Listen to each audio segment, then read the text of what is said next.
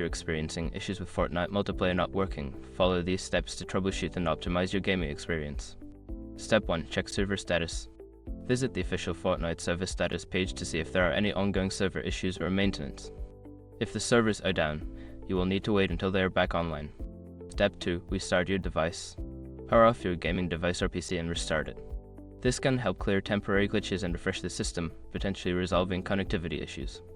Step 3. Check your internet connection. Ensure that your internet connection is stable. Run a speed test to check your download and upload speeds. If your connection is slow or unstable, consider resetting your router or connecting via an Ethernet cable for a more reliable connection. Step 4. Update Fortnite. Make sure that you have the latest version of Fortnite installed.